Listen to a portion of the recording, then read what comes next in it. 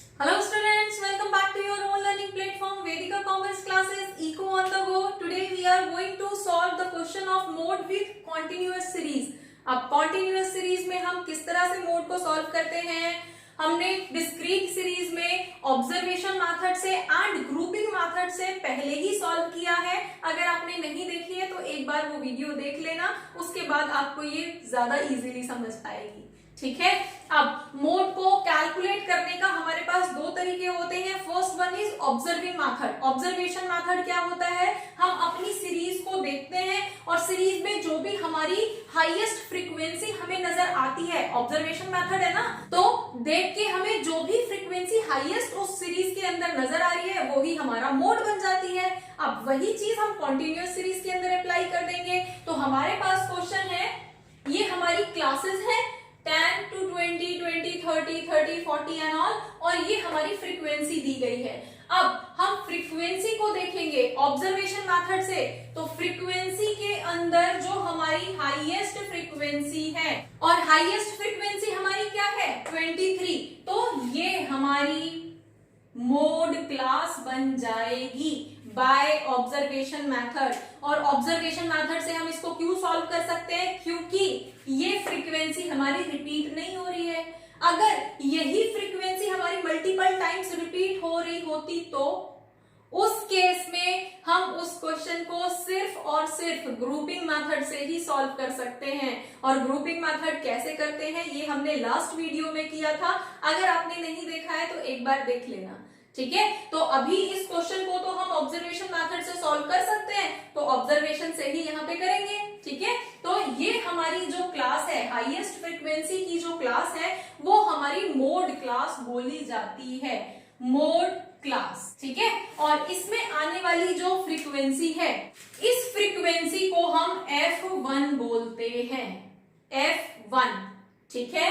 इससे पहले वाली जो फ्रीक्वेंसी थी उसको हम F0 बोलते हैं, और इसके बाद वाली जो फ्रीक्वेंसी होगी उसको हम F2 बोलेंगे. समझ आया या नहीं? हमारी ये जो हाईएस्ट फ्रीक्वेंसी है इसको हम F1 बोलते हैं, इससे पहले वाली जो फ्रीक्वेंसी है उसको F0, और इसके बाद वाली जो फ्रीक्वेंसी होती है इसको F2 बोलते हैं. और ये हमने क्यों किया है? क्योंकि ये सब चीजें हमारे फॉर्मूले के अंदर रिक्वायर्ड होती हैं. हमारे मोड का फॉर्मूला क्या होता है? Z equals to lower limit plus F1 minus F0 divided by 2F1 minus F0 minus F2 into I. I is interval. ठीक है. Interval is class interval. ठीक है.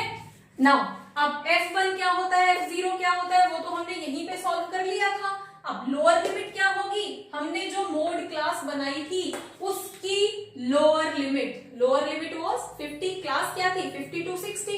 तो लोअर लिमिट क्या होगी? 50 ना.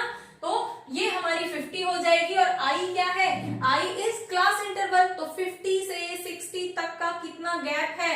10 का गैप है ना. तो I हमारा 10 हो जाएगा. क्लास इंटरवल हमारा 10 हो जाएगा. तो हमारे पास यहाँ पे हम इसको कैसे सॉल्व करेंगे? लोअर लिमिट हमारी 50 हो गई, प्लस F1 क्या था? F1 हमारा 23 था. 23 माइनस F0 कितना था? 15 divided by 2 into F1 this, minus F0 था हमारा 15 और F2 था हमारा 22. हमारी सीरीज के अंदर ही ये सारी वैल्यूज अवेलेबल हैं. इनटू I था हमारा 10. तो 10 का गैप था. अब इसको हम सॉल्व कर देंगे. हमारे पास वैल्यू क्या आ जाएगी? 8 डिवाइडेड बाय 9 इंटू 10. ये हमारी वैल्यू आ जाएगी. तो इसको हम आगे सॉल्व करेंगे. यहाँ पे कितना आ जाएगा? 8.89. हम 10 की मल्टीप्लाई कर देंगे तो हमारे पास जो मोड होगा दैट वुड बी 58.89. हमारे पास यहाँ पे मोड हो जाएगा. इस तरह से फॉर्मूले में पुट करके हम अपने मोड की वैल्यू को कैलकुलेट कर सकते हैं. तो होपफुली आपको मोड किस तरह से कैलकुलेट किया जाता है कॉन्टिन्यूअस सीरीज में ये समझ आया होगा. For more